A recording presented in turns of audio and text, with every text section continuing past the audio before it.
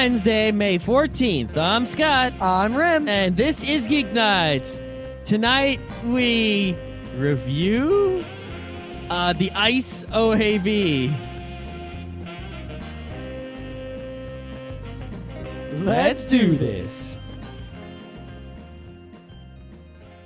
So this morning was a little weird, mostly because, Rim went to work later than usual, right? So yeah, way late. It's great taking that, 7:05 train. So I woke up, at my normal time, but, people were using the shower, so I was like, And then I remembered that I was being made to work late, so I said, you know what, I'm just going to take, the 8-something train, the 8:17. Right? All right. So I took the 8:17. I don't think I've ever taken a train that late. Yeah, I took the 8:17. But also, in addition to that, right, I was sort of I took my sweet time because I had so much time for the 8:17, right? But in taking my sweet time, I took more time with, say, reading email than I took with, say, eating. That happens. I'll be like, oh, man, I showered quickly. I'm done. I got some free time this morning. And I do this many mornings. So I'll go, I'm going to go read the internet for a couple minutes. And I sit down and it's like, all right, I got 15 minutes to do this, and then I'll be good. And then you look at the clock again, and it's like it's been late. 25 minutes. That has never not happened. Yeah. So I pretty much ran out of the house with a piece of rye bread in my mouth, and as I was opening the door to my car, I had this piece of rye bread in my mouth. All I could think of was schoolgirls with toast hanging out of their mouth. It's totally Ray who were late for school. Ray from the end of Ava. I don't know, but that's a classic thing that they do in a lot of those schoolgirl late for school shows. There's something about a schoolgirl running with toast in her mouth, right. And it happens all the time. So in addition to that, right, check this out, right? I was at my parents' house a couple weeks ago, and I brought some laundry. My mom did the laundry, right? Wow, I haven't had that luxury in My mom will do your laundry if you want. My mom hasn't done my laundry in a decade. If I had a dryer, I would never give my mom even a single sock. But I don't have a dryer, so socks she washed. Let's get a dryer. Socks she put in the machine that the machine washed. Let's buy a house and then buy a dryer. And a dishwasher. Put it in the house. I think dryer takes precedence. Yeah, that does. But both are dishwasher's it's number close. 2. It's a close 2. It is. Anyway, so when she did this laundry, she must have cleaned a pair of my father's jeans. Because when I got home, I pulled a pair of jeans out of the basket, and they were much too large for me. And I was like, alrighty. And then I went back to my parents' house last weekend, and I said, oh, yeah, I forgot. I have a pair of your jeans. And he's like, oh, why didn't you bring them? I'm like, I forgot. He's like, well, I'm driving out somewhere such and such for work in a few days. I'll let you know, and then you could just, leave the jeans, in the screen door or something, right? So you left me a voicemail last night, let me know if you're going to leave the jeans. If you're not gonna, I'm not going to bother stopping over, right?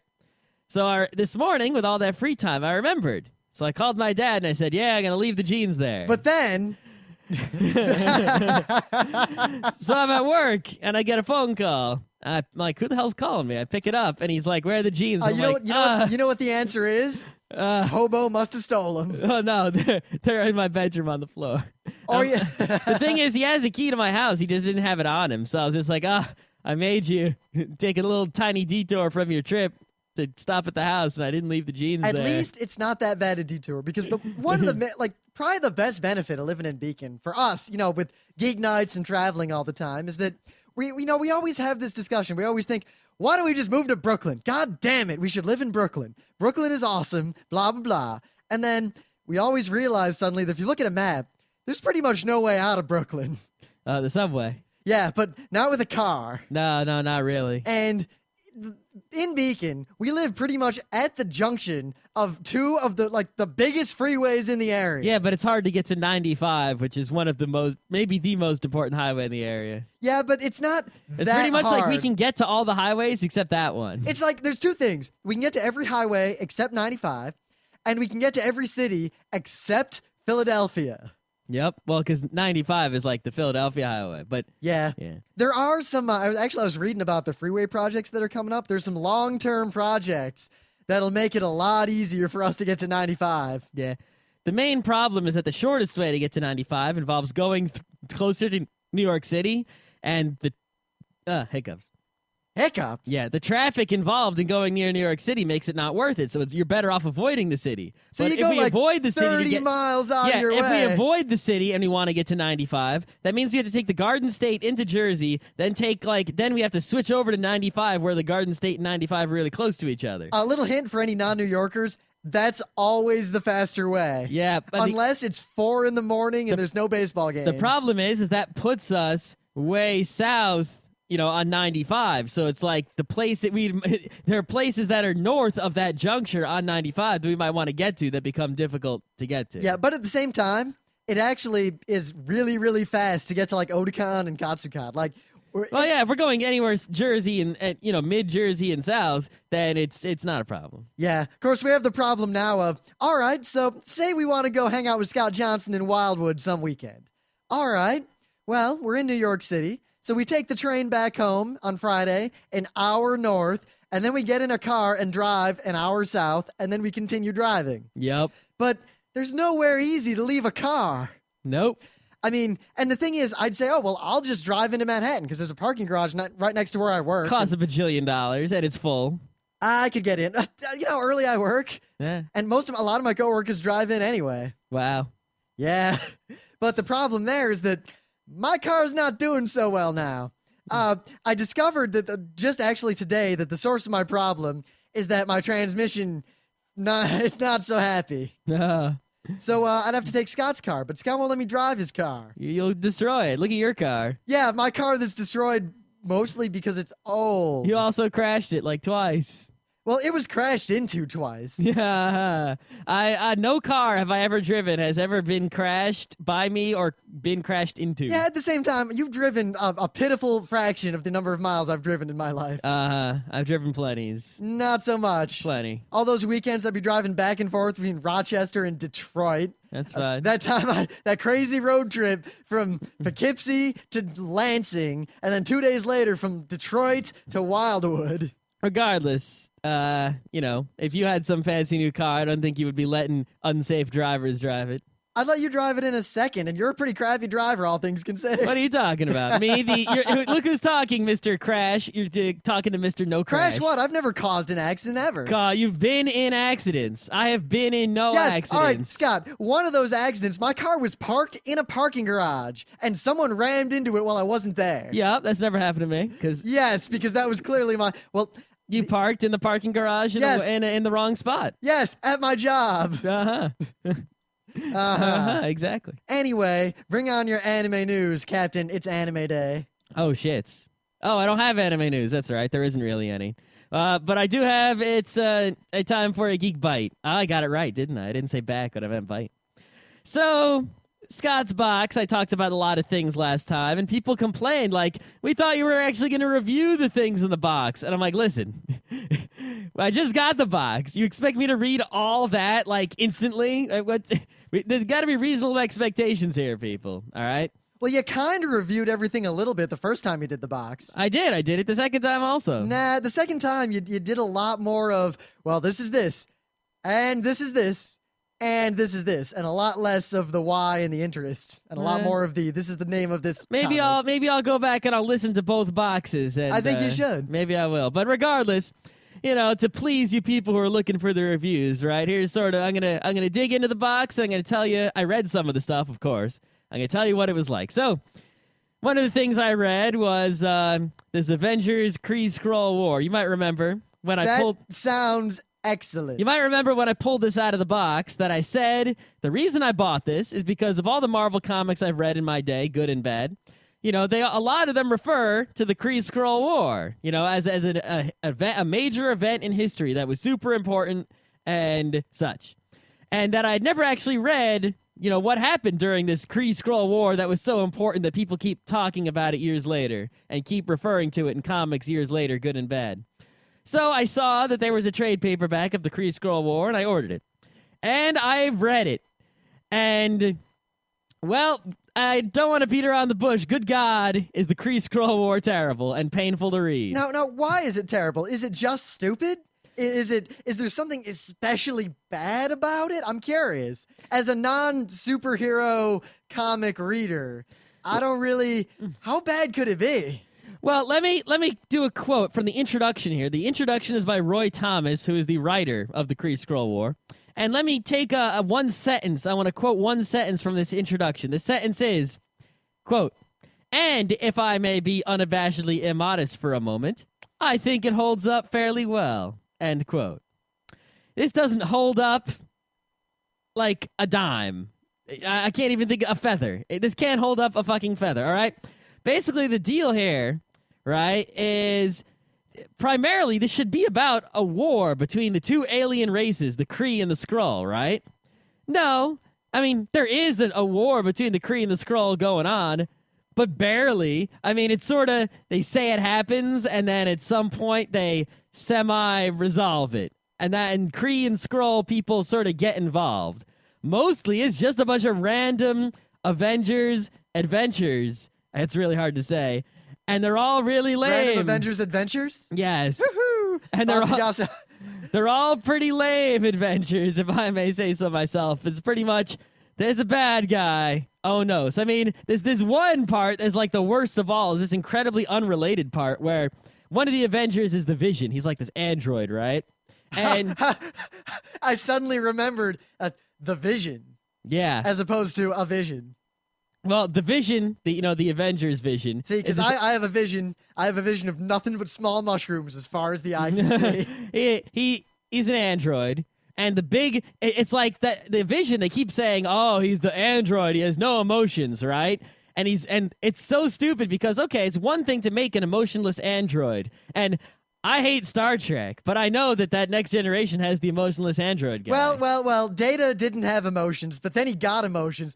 Spoilers! Right? But luckily he died. Right, but I saw, from the maybe 1 or 2 episodes of that I seen, he was actually an android with no emotions, right? Wait a minute. I think I see where you're going with this. You telling me that in a comic, the characters will declare something like, he is the emotionless one. He is the one who has no emotions. But yet, in the actual writing of that character, there's plenty of emotions, and that those declarative statements are just crap.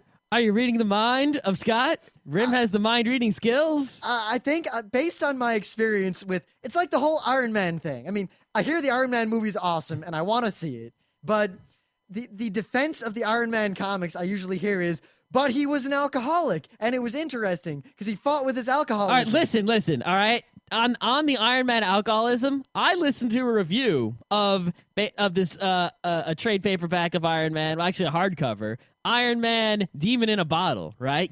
See the metaphor? Isn't that like... See the metaphor there? Demon in a bottle, because he's a guy in an iron suit, but also alcoholism, demon in a bottle. But obviously, alcohol in a bottle. Being a superhero comic, there's literally a demon in a bottle that he literally fights. No, actually, that wasn't it. That's surprising. Yes, but I listened to a review of that by Comic Geek Speak, the Comic Geek Speak podcast, where they like superhero comics, right?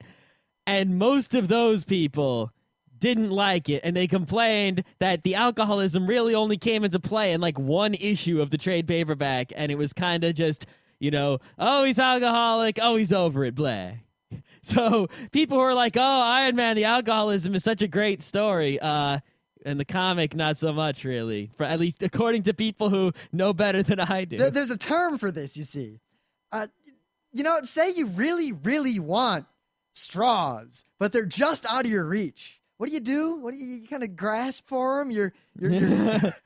Anyway, so the Vision, right? Not only does the Vision, show emotion, despite, everyone saying, oh, he's the guy with no emotion. He'll actually, there's a scene in which he's like, trying not to kiss the Scarlet Witch because he's like, Wait. Yes. Okay. He's like, no, I mustn't. I have no emotion. I'm an android with no, right?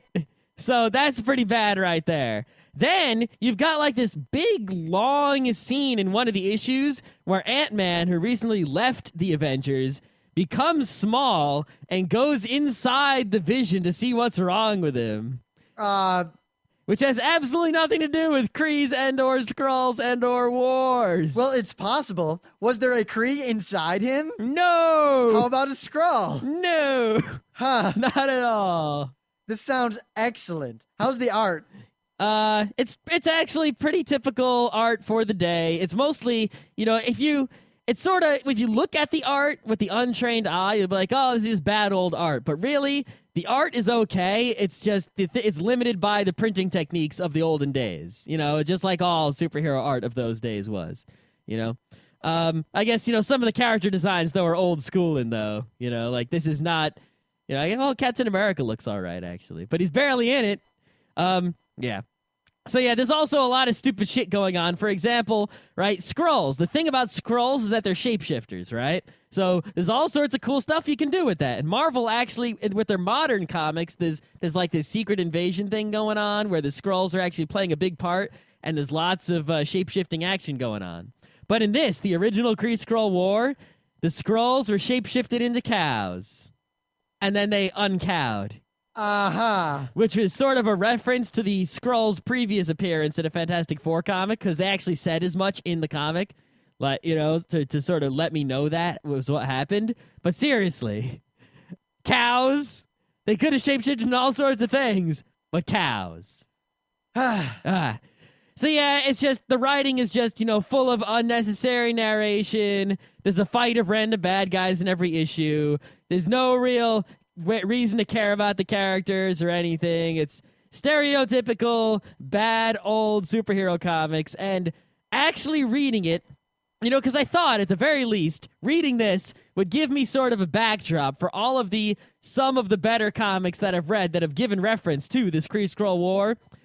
I got nothing out of it. There's no reason to actually read the Kree-Skrull War. All you have to, in fact, what you imagine the Kree-Skrull War might have been like, you know, when other comics reference it, is better than the reality of what it was. Don't even bother with this unless the only reason to read this would be if you're one of those people who has super strong nostalgia for superhero comics of old, and that enjoyment of that nostalgia is enough to pull you through really bad writing. So Scott said before we went into that there was no anime news, but no, there is some very important anime news that really? You all really need to know. This is a tragedy. You see, there is a company, Super Techno Arts. Oh, I heard of them. There's an anime, JoJo's Bizarre Adventure. Now, if there's one thing I can say about JoJo's Bizarre Adventure, it is bizarre. It's also JoJo's. It is. It's weird because I want to say it's excellent, but I don't know why, because it's not. But it's one of those things that's dumb and bad and at the same time wonderful. See, this actually, because I was always weird. I would go to anime conventions before I really knew a lot about anime, right? And you would go to, like, the Bandai booth, and they had all the Bandai stuff. And you go to the Geneon booth, and they still exist, and they have all the Geneon stuff, right? But there's always this one small booth.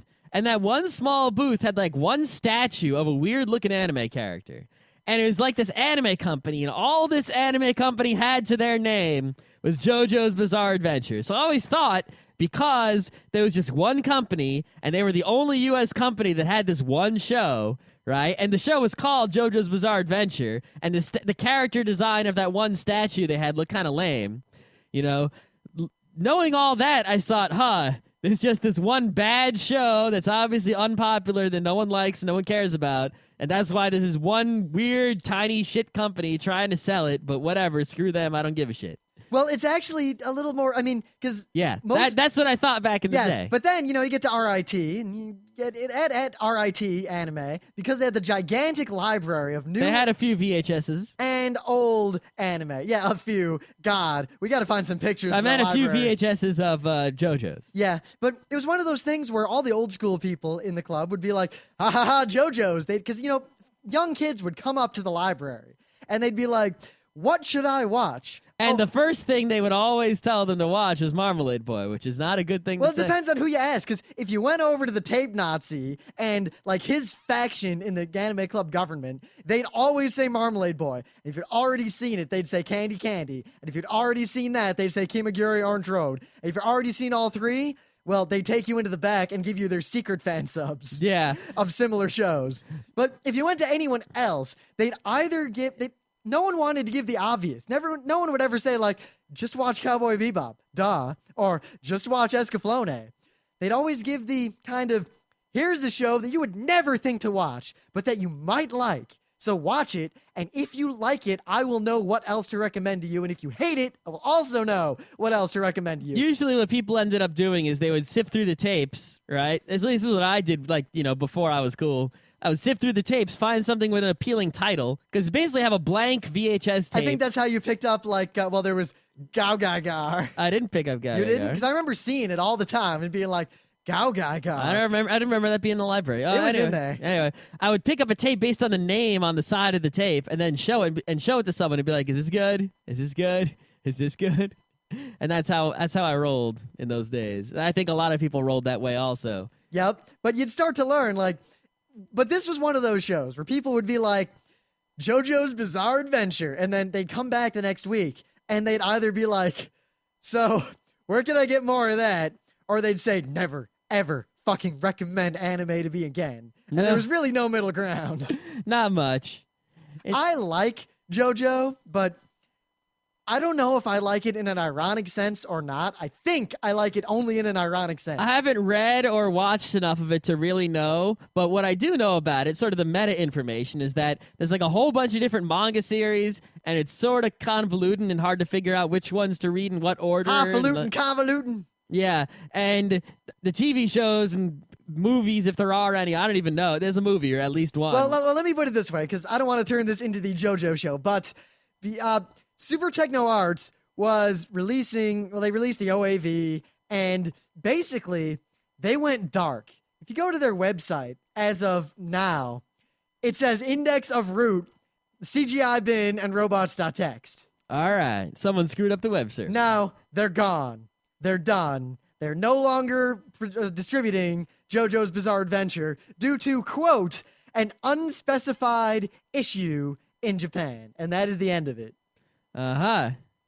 All righty then. I'm not going to read into it because I don't know enough about this company to be able to say what their status was. No, I have no idea what the deal was. All I knew is that it was always weird. There was one company that owned one anime.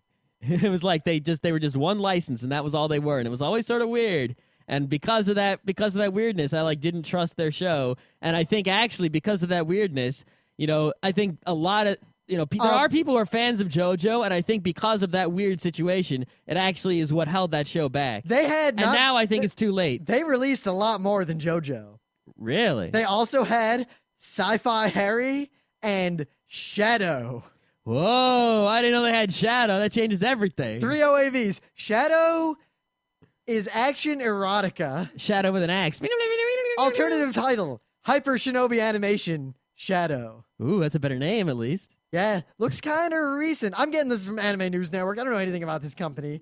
Sci-Fi Harry is a Korean... It sounds like it could be funny. No, it's not. I'm dumb. Neo Psychic Experiment, Sci-Fi Harry is a drama, horror, mystery, psychological, supernatural show. That sounds like my kind of action, like the same kind of deal as like a lot of those The opener is old... actually by Jeanne d'Arc. I kind of like Jeanne d'Arc. Yeah, a lot of those anime that they would show on like the Sci-Fi Channel, sort of like not quite at the quality level of Akira, but the same sort of feeling maybe. Maybe we'll have to acquire these two shows and review them, and then end the horrible trifecta with an actual review of JoJo. We'll do the Super Techno Arts trilogy. That's a very Dave and Joel idea, but I think we should do it. Maybe. But anyway, you can buy JoJo, what's out there, and I'm sure anything that is unreleased will get translated or whatever. I don't know, I don't care, but I find this interesting. I'm curious what the unspecified issue is.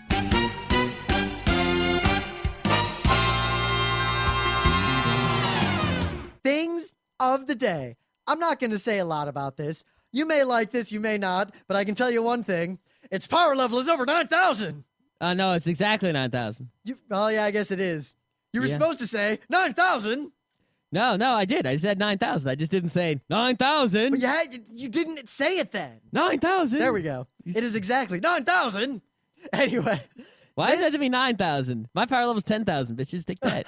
I forget. You 9,000 guys, you're like fleas. I flick you away. I'm trying to remember what Super Saiyan, Vegeta, whatever his power was. Or I never Frieza. actually watched more than, say, 90 minutes of Dragon Ball in my life, so I have no clue. I watched a series of episodes, and in every one of them, someone was fighting some other people, and Krillin was on the ground going, I remember once "Ah." it was on the TV and we were in Jay's Diner, and it was literally just, and then be a fat guy would say something. He'd be like, fat guy would say something. And that was the Anyway. whole episode, and that was over. But Death Chaos 9000 is something from like the old days of the internet. This is from back when there was no dig videos, there wasn't even a YouTube. And if you wanted to find funny videos, you pretty much went around and like there'd always be the one guy in your group who had like this collection of random funny videos. And then people would like trade funny videos and keep them on local hard drives. Yeah, like you would have your hard drive, and on your hard drive, you would have all these little video clips. I still have a bunch of them.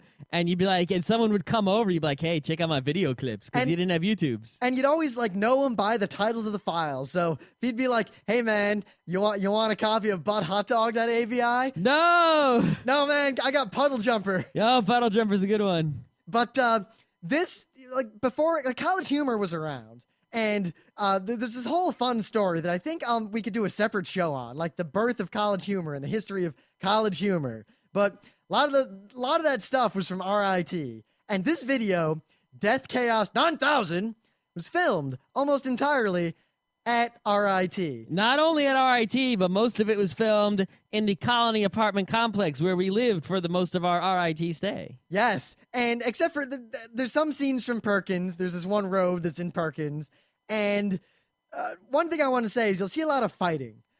That is the reason why Scott, when he was injured at one point and went to the school doctor, they asked him and made him sign a form certifying that No, that was not exact. That's not the story. The story is I went to the school doctor because I like hurt my leg, right? and they asked you if you were in a fight club. No, they didn't. What That's what you happened was told me. later on, right? I was sitting at home on the computer and there was a knock at the door. And it was 2 campus safety officers. And they said, "We received a report that you hurt your leg." And I'm like, "Yeah." They're like, "We have to ask you if you're in a fight club." So basically, the story I told was right, except you decided to add the unnecessary details. You mean the most important detail? It wasn't the doctor who asked. It was campus safety came and found me later. Yeah, well, you were asked by the school, but yes, a fight club. And I think your response was something like, "Are you kidding?"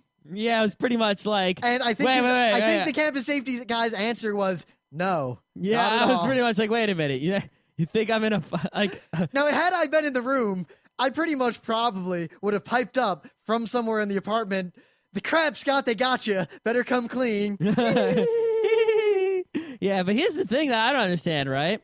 Okay, of course I wasn't in a fight club. And However, there were fight clubs at RIT. not only that, right? But if someone has a private fight club, how is that illegal? Well, it's not illegal. It's As long campus as everyone safety, not cons- the police. As long as everyone consents, right? Plus, I don't know. I don't know the legality. I'm yeah, not I a don't lawyer. know. That's really, I just, I thought about it just now for the first time. Like, even if there was a You fight know what, club, though? It's against so what? RIT's policy. They that's can- for sure. Yes. I but mean- I'm saying, like, I just thought right now, like, if there was a fight club, what of it? It's like, we're not allowed to have a fight club if we want to?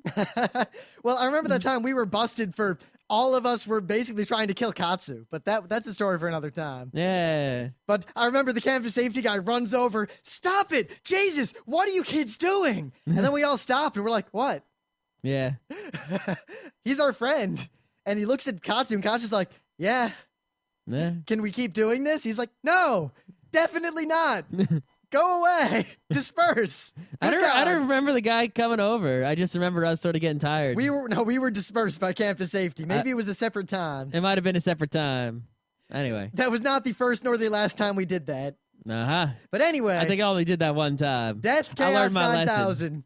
RIT was like that in many ways, but not like that in many ways because we Yeah, were not. don't take this as a representative of what all of RIT was like. Yes, you could be but at take RIT and not run afoul of this. But- However, that is a big part of RIT's culture. All the things you were going to see in this video. That is a subset of RIT that does indeed exist and you should be aware of. Because I'll say this: all the guys you see in that video, we knew them. Now, not in the. I didn't know. Not in the, I knew maybe like Let me finish. Not in the like you talk to them or you're friends with them or anything like that. But as in you see these guys and it's like, I saw those guys on a semi-regular basis while I lived on RIP. There's maybe one guy in that whole video that I somewhat recognize. Really? Yeah. I remember specifically the guy in the hat who does the little heel click. I saw that guy a lot. All right. I'd walk past him all the time, and I always thought, that's the guy from Deathcast 9000. Alrighty. But anyway, that's all I got. Okay, so last night we watched some anime, right? And we're going to talk about one of those anime, right, soon. But first, I'm a big fan, I don't know why, of, like, kids anime. Like, anime meant for, like, kindergarten kids. Scott will watch this one episode of Furakappa, like, Only good because it's the God. only episode of Furakappa I have. Furakappa. Furakappa. Dude. Anyway. Furakappa's a great show. Chigo. Chigo. I learned Japanese words from Furakappa. Well, that's Like kind of the Chigao. intent. That's like Sesame Street. Like, the word for today is mitten. Exactly. And then there are other ones like that Penguin no Mondai. That was all That right. Penguin no Mondai is fucking awesome. Then there was what was the other one with the bunnies? The Usagi something. Well, the construction working bunnies. that show is awesome times 1,000. I like that one. You know this. No, that show was awesome because it's a little kid show and it's all these bunnies like in construction, but then they go all Yakuza and fight. Exactly. Oh man. Anyway, Yeah. Doraemon actually is okay. I don't hate Doraemon, but I'm not as big a fan of it as I like some of these other ones. But anyway, so Emily was showing me this one called Cheese Sweet Home. now Cheese Sweet Home. And I'm linking to episode 1 of Cheese Sweet Home on YouTube with subtitles. It's only like 3 minutes long, so you might as well watch it. I'll tell you one thing: you don't need subtitles. No, you don't. If you watch enough anime, you don't need Yeah. subtitles. But basically, Cheese Sweet Home, I think the alternate title and more accurate title to Cheese Sweet Home is Cute Cat, the anime. Cute kitty, neko neko, wee. That's pretty much this whole 3 minutes here is Cute Cat. And you know what? There's a whole bunch of episodes of Cute Cat. Like, I think there's like many, many episodes of this. So if you like Cute Cat, Cheese Sweet Home, hard to go wrong. It's a good show. I like it. It's a lot. not bad. I could watch more Cute Cat if I had nothing better to do. Of course, Cheese Sweet Home is tainted a little bit by the show we're reviewing tonight because to get the show we watched last night out of our heads, kind of like how if you eat something bad, you try to like rinse it out with bleach or maybe whiskey or something. That's all you. But I'll stick to my waters. so we decided to watch a little bit of Cheese Sweet Home, but all I could think was, I'm just waiting for the lesbians in the cooter. Good God. All right. So we turned on the old computer. We went to the, hard drive full of anime, and we said, let's pick one of these episodes and watch it. So one of the episodes there was Project Ice. now it is actually just called Ice. It's an OAV, actually. Or Ice, The Last Generation. Now, this is important because after we had watched whatever it was that we watched, we had to find out what the to use bad words, the fucking deal was. What the fuck? Mm-hmm. So we went to the Anime News Network and we went to Project, the P, and we're looking for Project Ice. Oh, you're gonna jump for this right away, and we couldn't find it. But while we were looking for it, I noticed another anime of which I was hitherto unaware. This show is entitled No Way Out, but it has an alternate Japanese title. And because we were under Project whatever, looking for Project Ice, I noticed the epic Project Boobs. Okay. Now, Project Boobs, I gotta read this description to you, and then we'll leave it at that. Because the fact that an anime called Project Boobs exists is Not surprising in the least. unendingly hilarious to me. Okay. Yuki Miyagawa is a secret agent for a government organization. She and her colleagues, Reiko Karare Yukiko and Kana Morishita, are ordered to spy on a pharmaceutical company that is under suspicion of producing illegal drugs. All right. However, their activities are known to the company, and they are caught by the researchers, who molest them under the pretext of conducting experiments. Uh-oh. It's more than one episode. I'll leave it at that, but Project More than Boobs. one episode? Yes. It's not like a movie? It's directed by Sumito Machida. I don't know if that's a pen name or what, who is famous for Do You Know the Milfing Man? Also an OAV. At least it's a clever title. Gibo no Toiki. All right, enough with the funny hentai. All right, Project Ice, perhaps worse than a funny hentai. Now, 70 people rated this show on the Animators Network, and I want to point something out. A non-zero number of people rated this with the highest possible rating. That is quite frightening. So, Project Ice, basically the show starts out kind of interesting. Like, well. Okay, well, it starts out where there's like a scantily clad girl, right? And you're like, right?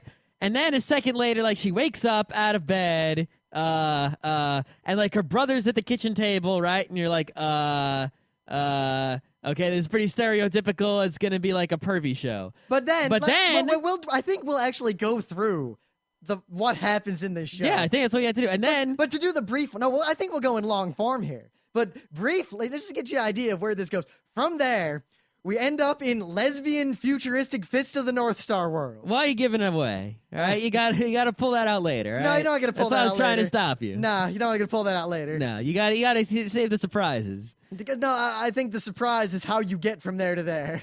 Anyway, so she starts talking to her brother, and once they start talking, you're actually like, huh, all right, they're not saying the stereotypical anime things. I kind of interested in this character. I kind of want to know what's going on here a little bit. You know, what's the deal with these people? And, you know, there's like an interesting thing happening here. All right. Well, I'm also intrigued by the fact that her character design is straight out of Golden Boy. It looks like all those older anime. It's like this really old school character design. You know, the big hair, and big glasses. Yeah, that the setting style and the of backgrounds also feel old school, but they're definitely using much newer school animation technology. Yeah, but like everything's kind of washed out and all that. It's kind of weird though, because the brothers' character design was much more modern, so they didn't really match up. But that was kind of interesting in a way.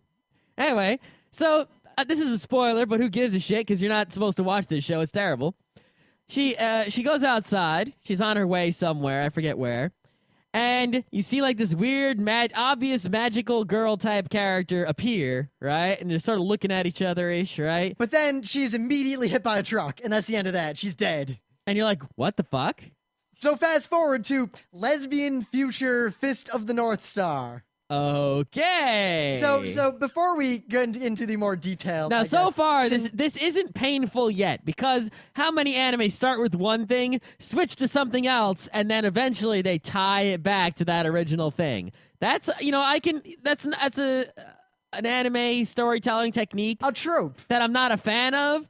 But it's been around a while. It can be done well. It doesn't automatically make things bad. You know, it's acceptable, all right? But this show is one of those shows where you're watching, and then it's like it was directed or made by.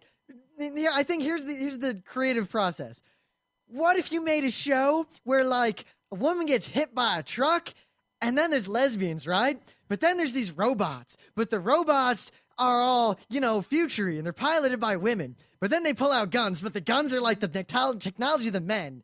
And there's all these twins. But then a woman shoves something up her cooter and becomes a giant crystal, right? And that's like the plot, you see. Because then there's a baby, and it's all about these babies and this ice. But we gotta have robots, and we gotta have planes, we gotta have lesbians, don't forget the lesbians, and it's set in like, I don't know, the future, and then it's giant robots fighting, but maybe there's some virtual reality, and make it look like Last Exile, but not all the time.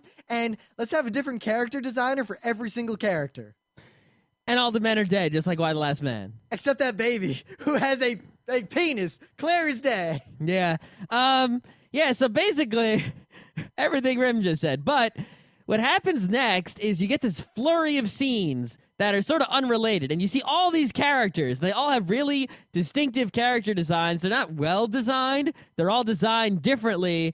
And most of them seem kind of bleh.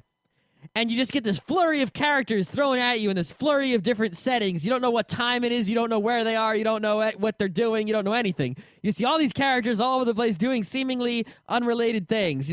Two girls with bikes on a highway, a bunch of girls in a truck, a maid, something else going on. You don't know. And it just makes no sense until eventually the maid girl, grabs this thing. Well, let's save that because You already gave it away anyway. no, but before because I feel like we should do a more. There's nothing that happened before that. Yeah, there is. I feel like we should do a more Dave and Joel approach. Actually, just go through the whole plot so no one thinks to watch it. It's kind of like MD Guys. The plot doesn't start until this happens. It starts before that. There's a lot of stuff. Like what? You're forgetting a ton of We're things. going to end up talking more about how to talk about this terrible show than actually talking about how terrible it was. Because I think a better way to go about it is to actually just like go through the plot step by step. I am going through it step by step. No, you're forgetting something. Very What am I important. forgetting that's The so United important? Nations What about the United Nations? and what happens with them. Oh, yeah. Yes, and there's a bunch of other. Anyway, Well, that's what they do it so quickly that it's like you don't even notice. It's like I completely forgot about it a minute Before we later. get into all that, I'd like to point out that part of the reason I'm interested because this show is directed by Makoto Kobayashi.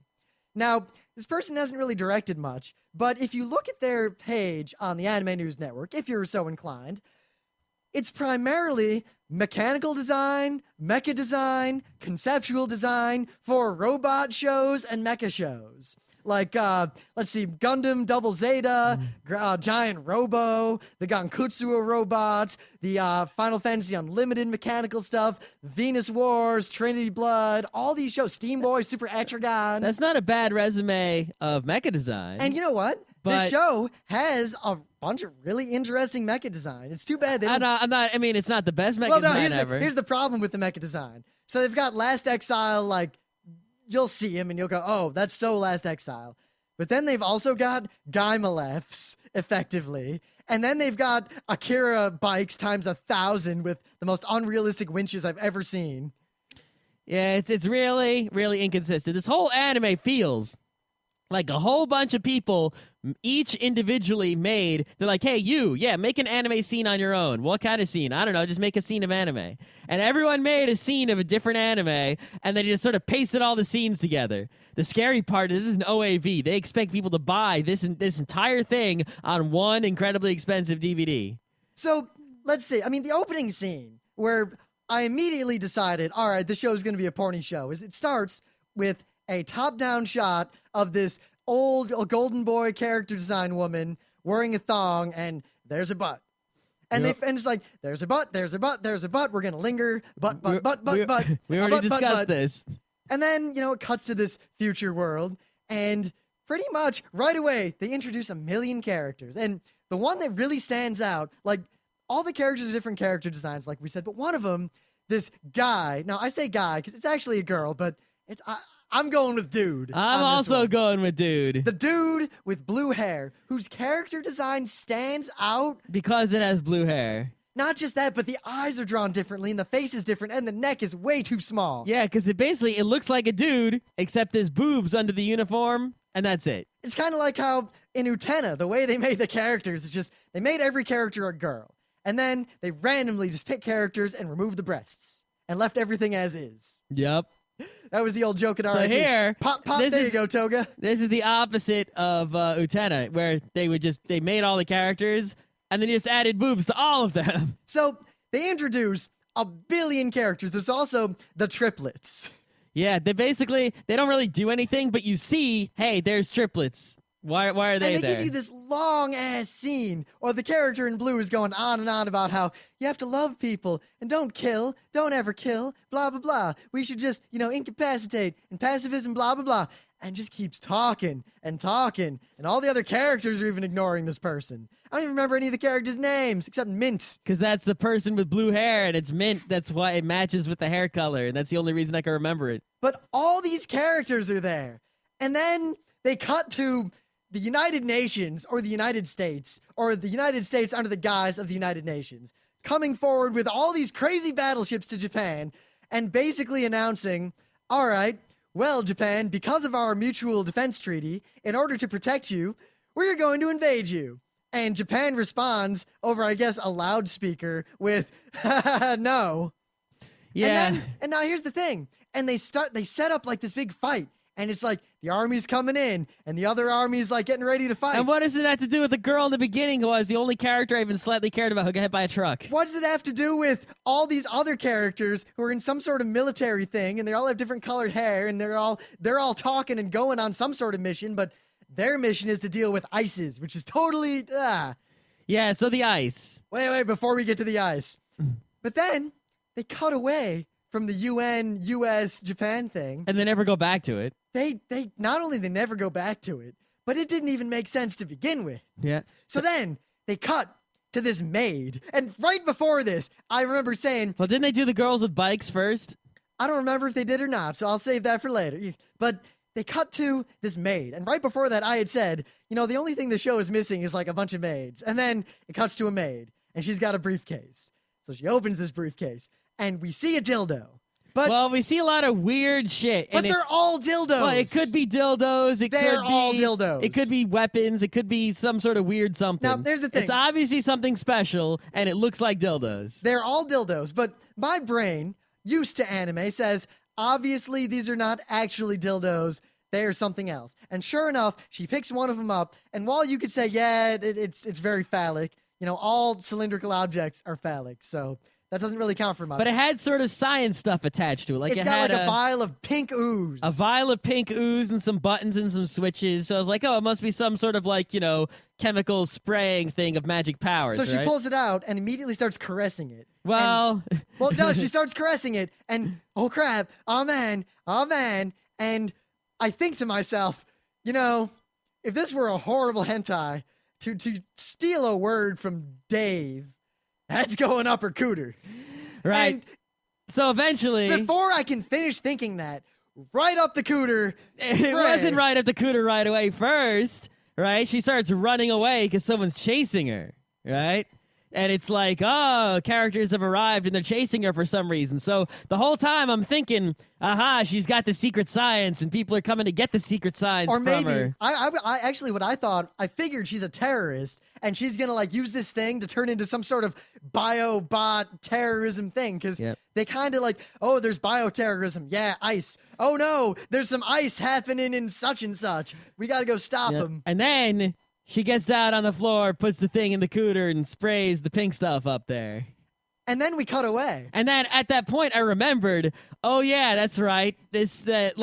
Apparently at the beginning of the show, when you see the girl who gets hit by the truck, that is in a time and place where men exist. But we've since learned men no longer exist. It's like, why the last man? They all died. So I was like, oh, that has something to do with men not existing. Maybe that impregnates her or something. Yeah, With but they some cut away magic from that. pink sperm. So we cut back to all those characters they introduced who are on a bus. Well, it looks like a bus. It isn't really. It's but like an army bus. it's like a bus with a Zeppelin attached to it, and it's flying and driving, and there's a girl in the front waving a Shinto stick, and then oh, yeah, the Shinto stick. and the other characters come up, they're like, stop waving that stupid stick. It doesn't do And she's just like, anything." yay, waving the stick.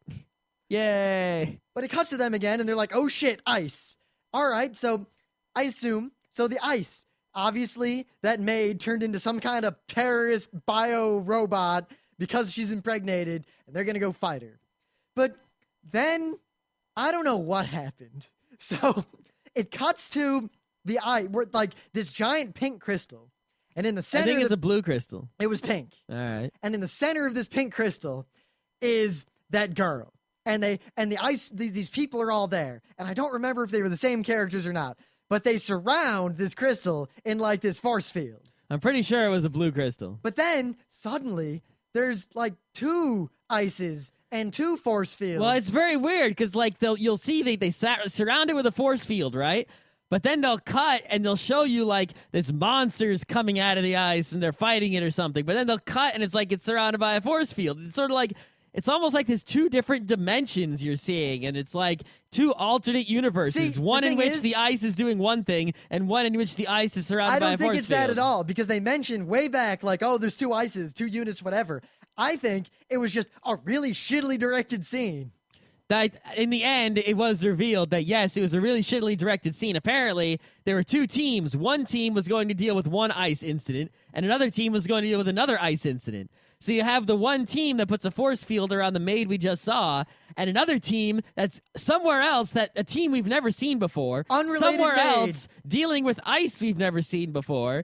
And they sort of switch back between these two scenes. So you really can't understand what the fuck at all is supposed to be happening. So what we see is basically, we see our team surround this ice, and they're all looking at it like, ice, ice, it's an ice, what Baby. do we do, blah, blah. Do. Well, speaking of ice, ice, baby. So suddenly, one of the girls sees a baby, and it's crawling around next to the ice, and it's got a wee-wee, and it's happy, and it's like, yay, and she freaks out, pulls out the machine gun, and shoots the baby, like, with 1,000,000 bullets. And I couldn't tell if the baby was just something she saw or if it was actually there. I couldn't either, but she shoots the baby, and then she turns and shoots the ice. And apparently the first rule of Ice Club is you do not shoot the ice, because as soon as she shoots it, it cracks, and, like, roots come out and fucking kill everybody. And here's the thing. All right, the show decides to randomly kill all these characters. It did it in an unnecessarily and unexpectedly gory way. It was pretty gruesome. Like, It was they were like chopping pop, heads pierce, off and exploding. Goo everywhere. It was Those pretty people bad. all die. Yeah, it really didn't fit the show at all to have But that then kind of gore. It cuts back to all the people who are still alive, and they're surrounding an ice. And then there's these little robots, and out of the blue, one of them appears and melts the head of one of the 3 triplets, and then, like, almost all the characters we knew die. And then one of the triplets pulls out a little pistol and shoots the ice. Well, they were stupid. It was like, oh, you dumb rookie, you fired. Didn't you know it would, bounce off the wall and then it hit the ice and then, oh, shit. And the ice pops, and the same thing happens, and fucking everybody dies. Well, a lot of people die, except there's this one person, and it was kind of weird. It's like on the bus where all the characters are hanging out.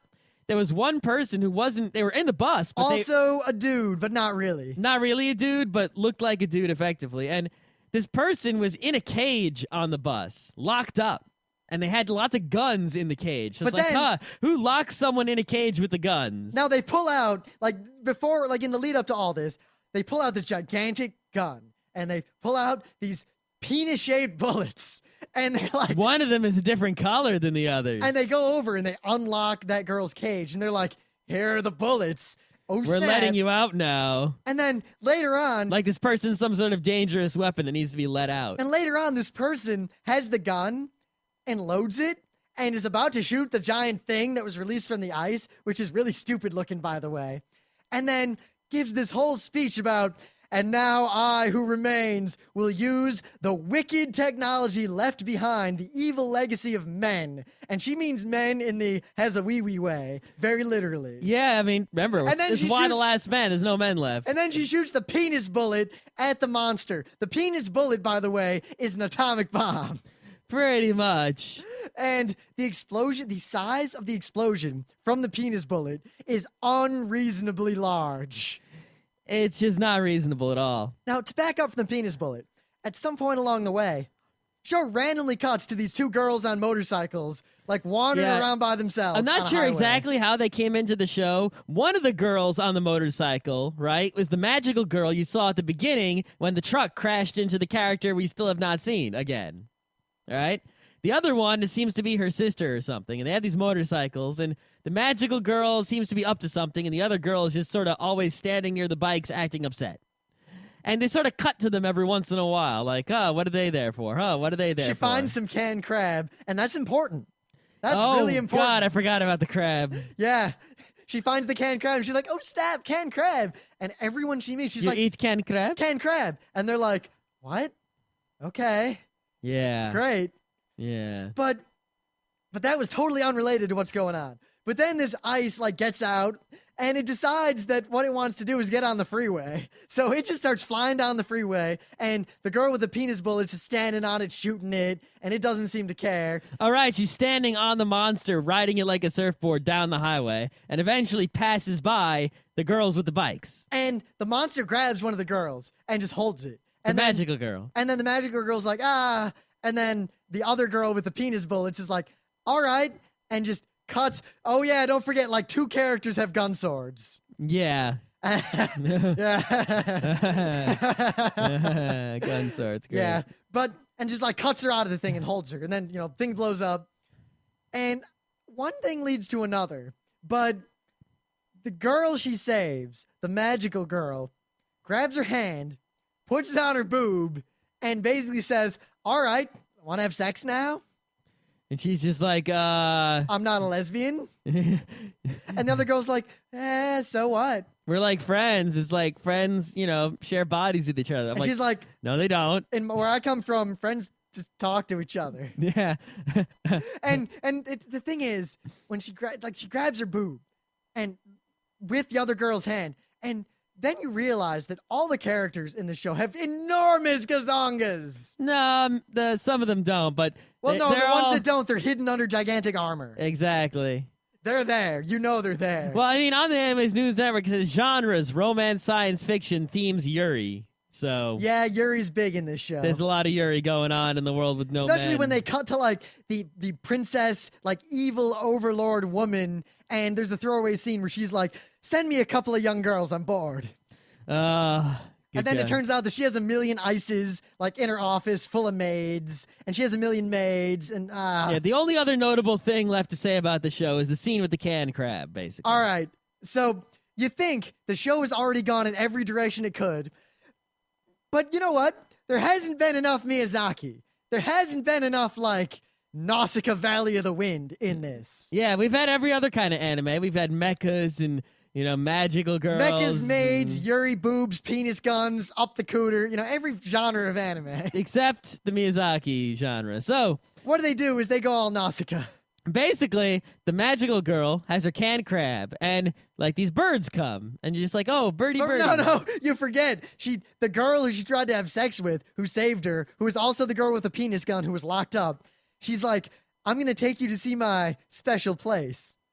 But special place is not a euphemism. It's just a place. Yes, and she sort of tosses the can crab on the ground, and these birdies come, and there's little birdies like, birdie, birdie, birdie, and they're eating the can crab, and it's like, oh, isn't that nice? These weird alien birds are eating the crab. And the other girl's like, so? And then you see these birds from far away are coming. And they're gigantic. Well, you don't know they're gigantic. It just looks like there's more birds coming. It's like, oh, more birds are coming, right? And then, but for some reason, the girl with who was locked in the cage and has the gun, the penis gun, is like, oh my God, we should get out of here. I'm like, oh, there must be a lot of birds coming, and maybe they're dangerous birds or something, right? Then the magical girl's like, no, it's okay. And eventually the birds get there. Now the funniest and then thing, you realize the birds are gigantic. one of the gigantic birds, and when I say gigantic, I mean gargantuan. Like bigger than any dinosaur ever. And they come, and they look at one of them, looks around, and reaches down and picks up a piece of this crab meat. Now, that is the equivalent of me reaching down with my mouth and picking up, like, A single bacteria. like a deer tick and eating it and enjoying it. Yeah. It's like this giant bird eats this tiny piece of canned crab. She's like, oh, and then a tiny little baby bird goes and eats the crab. And then it cuts to one of the birds, and the bird eats the little crab and goes, bird, bird, bird, bird, bird, bird. And then it rolls and becomes a green blob. Yep. And so it's a green blob. All the little birds turn into green blobs. And then all the big birds, they all turn into green blobs. Well, the big birds don't turn into green blobs. They sort of stand in this formation. Oh, yeah. They stand in formation, and then a giant forest grows out of all the birds. And they all turn into flowers. They all turn into plants and flowers and trees. But then, if you pick a flower, it turns into a tiny little bird and flies away. And the scene has all this music, and there's feathers and flower petals flying everywhere. And they're saying those kind of heavy things that people in Nausicaa would say. And there's this... The science doesn't work that way, but that's what the characters say stuff about. The earth is poisoned, and we're full of poison, but these birds are pure, and blah, blah, blah, blah, blah. And then the other character's like, but it doesn't work that way. Now That's just a then- bunch of shit. In the middle of all this, where, they can't just end on anything even remotely artistic or poignant, even though it's faux poignant at best. It cuts to the girl who was with the magical girl, who is from the above, looking down and sees this going on. And I point out that earlier on, there's actually one good scene, probably the only good scene, where she stumbles upon, I guess, the wreck of one of those buses or something, and attached to it are all these rocket launchers, and she sees them, and she goes, ah. And the next scene with her, basically she's covered her bike in rocket launchers. Yeah, that was pretty funny. But then you see her, and she's looking down, she sees this going on, and she says, well, I'm totally going to kill those two, and she pulls out one of the rocket launchers, and then the episode ends. Yep. I don't know. what the deal is. There was a weird scene involving a character I never saw before, right? Somehow involved with the girl who was in the opening scene that got hit by the truck. Like somehow, like it looked like some sort of afterlife, netherworld kind of place. And something about someone possessing someone or something, I don't know. And it made no sense whatsoever. So the one character that there might have been a reason to care about a little tiny bit ends up doing something that I can't understand. This show was awful. It's pretty terrible. Maybe one of the worst shows I ever seen. I don't know why I watched the whole thing. Because it's one of those things where, all right, this is dumb, but I at least want to know what the deal is. And then not only do you not find out the deal, but I posit that the deal is just bullshit. Yeah, it really, I gotta say So to not leave you hanging, at the end, the girl who is the penis gun girl, in her head has a vision of the girl from the real world from the opening. And it turns out that girl from the opening... Oh, was that how it went? Yes. Is actually from the past, from when there were still men. And she magically has all the memories of the penis girl. Well, the penis gun girl. I don't think there are any penis girls. I hope to God there aren't.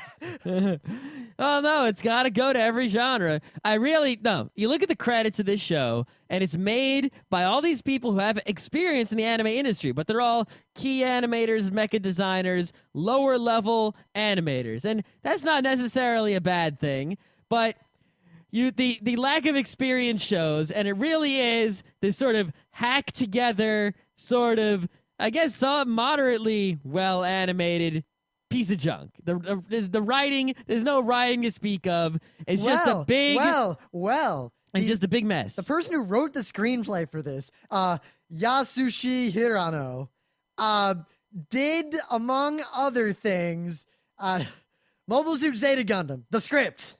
All right, not bad. Yeah, the script of that and the script of this. All right. Well, the screenplay, I guess. Oh, see, that's not actually writing the story. That's just taking the story and adapting it for, into screenplay format. Yes, also the screenplay for 8 Man After, which I kind of like. Yeah, it's not too bad. Wasn't that bad? No, it's not as good as, I guess, the original Tobor the 8th Man, right? Well, they added a lot of early 80s? 90s. Well, early 90s. Yeah. That show was from like 94. Oh, God.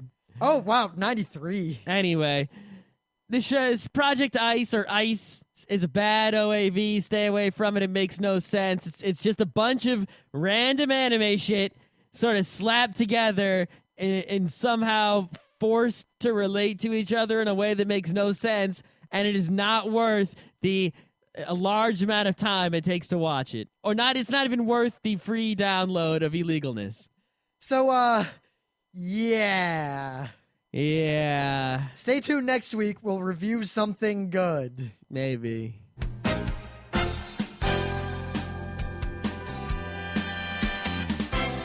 This has been Geeknights with Rim and Scott. Special thanks to DJ Pretzel for the opening music. Be sure to visit our website at www.frontrowcrew.com, where you'll find show notes, links, our awesome forum, a link to our Frapper map, and links to all the RSS feeds. We say feeds plural because Geeknights airs 4 nights a week, covering 4 different brands of geekery. Mondays are science and technology. Tuesdays, we have video games, board games, and RPGs. Wednesdays are anime, manga, comic nights. And Thursdays are the catch-alls for various rants and tomfoolery. You can send us feedback by email to geeknights@frontrowcrew.com.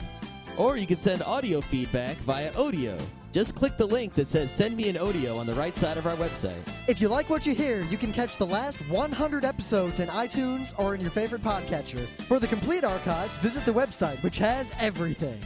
Geeknights is distributed under a Creative Commons Attribution Non-Commercial Share-alike 2.5 license. This means you can do whatever you want with it as long as you give us credit, don't make money, and share it in kind. Geeknights is recorded live with no studio and no audience. But unlike those other late shows, it's actually recorded at night.